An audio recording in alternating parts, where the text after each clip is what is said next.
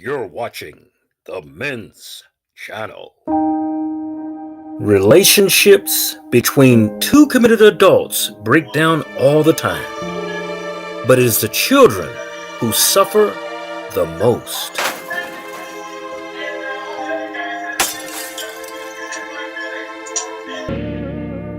Although young children will never miss out on the bickering, they will typically miss out on dad, especially if the child's mother is purposefully withholding visitation rights from the father.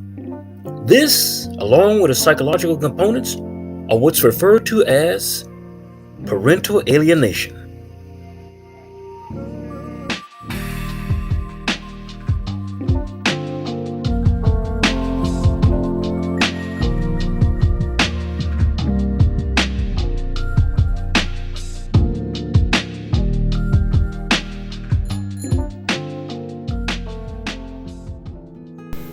Every case of parental alienation neither begins or ends on a lower to middle income scale. The problem that men face who honestly want to be in their children's lives is universal. You see, oftentimes these cases can be elevated as high as, you might have seen in the news, Kanye West over his children, or in this case, Mr. Jason Patrick. Jason Patrick, for those who do not follow his career, is the actor who played roles in such movies as The Lost Boys, Rush, Sleepers, Geronimo, an American Legend, Your Friends and Neighbors, Narc, The Losers, The Alamo, and Speed 2. As I said before, this problem is universal. It can take a man from a devoted father to a demonization of character that one could hardly fathom or want to be a part of. In Hollywood, as in Main Street where you live at, if the mother of the child wants to act small by preventing you from seeing your son, she will behave in a vindictive manner concerning visitation rights.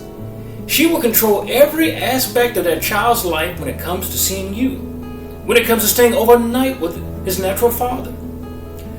But messing with either the custody of or visitation rights to Jason Patrick's child was a wrong thing for his ex to do.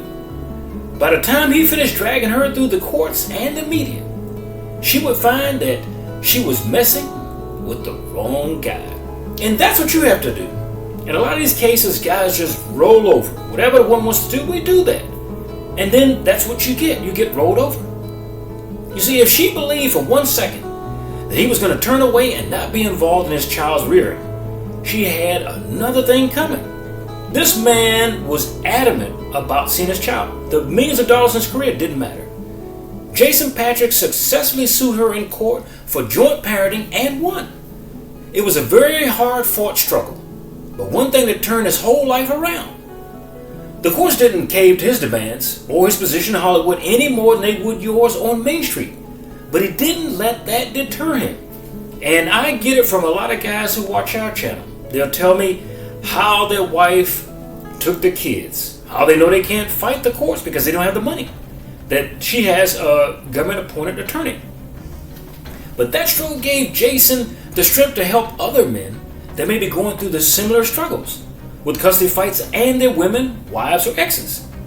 He took his newfound drive and determination and channeled it into a campaign that grew from the state of California, to where he originally started a fight, to a national level to get the law of custody changed so that children could no longer be the chess pawns of one particular parent. Children shouldn't be something where the woman can let you see it if you do what she wants you to do, if you give her a certain amount of money, if you act right this January, not February. Because of this now, ordinary men and women alike came from nowhere to help him out with his fight against California legislators and his ongoing battle with his baby's mother. So that's what I said. She did not anticipate this.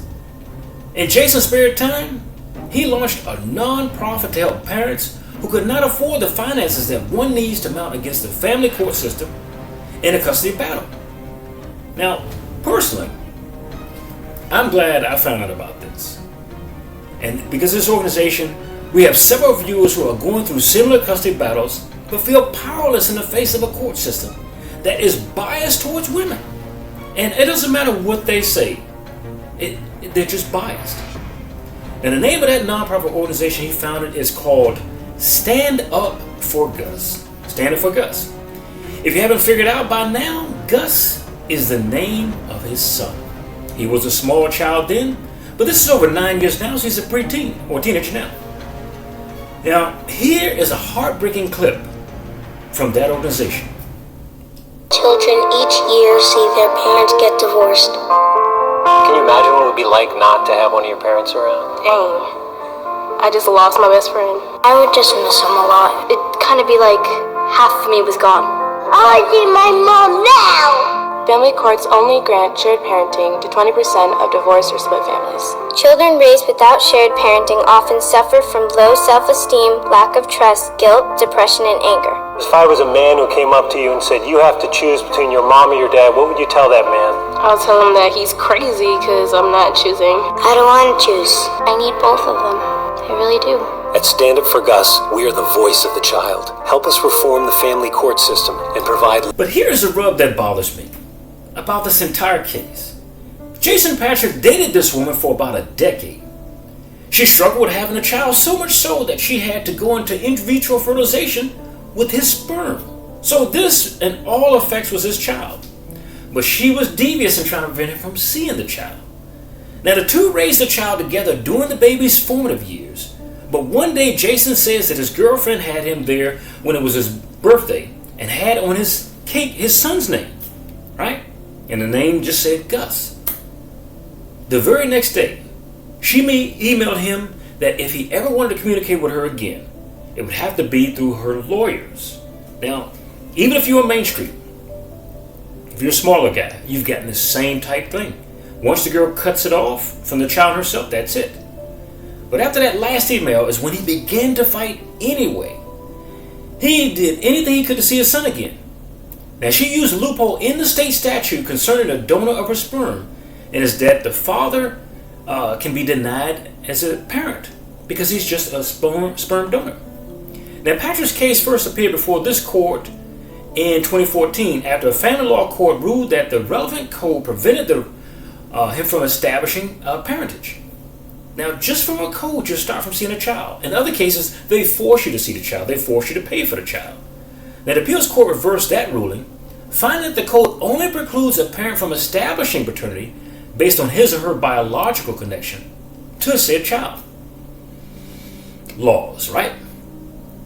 Now, the suit was then remanded to family court, where this time the judge held that Patrick met the state's requirements to be a presumed parent. Guess you couldn't stop him. It went all the way up to the Supreme Court of California. Now, the court awarded Schreiber sole custody for 6 months. That's the girl that he's with, after which Patrick would share custody. He was also ordered to retroactively pay child support. So now you're the father, now you must pay. Now, Schreiber appealed that decision, which brought the case back before the 2nd District. So it's always a game of playing. It's just a child's life. It's not a game. Now, she argued that the court improperly relied upon Jason's biological connection in finding him a presumed parent, and that the code contains a presumption against awarding custody now to a parent who has perpetrated domestic violence.